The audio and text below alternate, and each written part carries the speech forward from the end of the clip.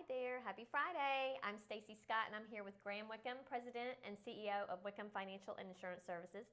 And we're back again with a weekly wrap-up. Graham, can you tell us what's been going on this week? Yeah, absolutely. A pretty packed week. We're really seeing the market have a lot of volatility this week.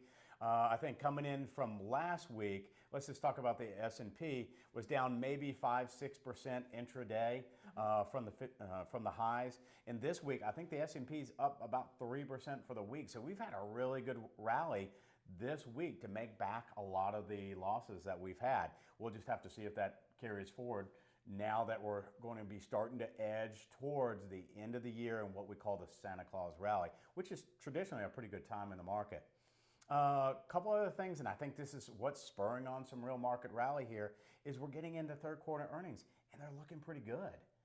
I think the market was expecting that these earnings might be very challenged if we're comparing them to earnings year over year, but we're seeing these earnings up about 14%.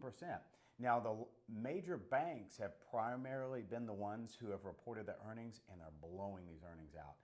We'll see if the rest of the companies, because we're just very early in the innings here on earnings, we'll see how they do going forward. Inflation, still high. We had an inflation report this week of about 5.4%. So the argument, is it going to be transitory? I think is getting a little bit tougher to say it will be.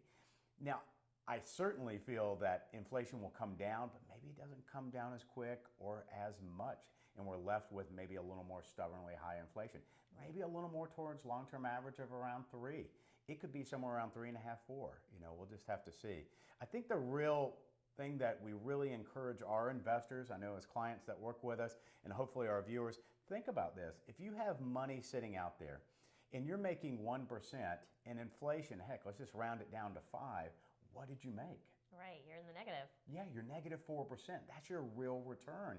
So the market interest rates are forcing not just our viewers, but our clients to take on more risk. Now, you can do that and mitigate your risk, but you are forced to take on more risk in that more equity-based market.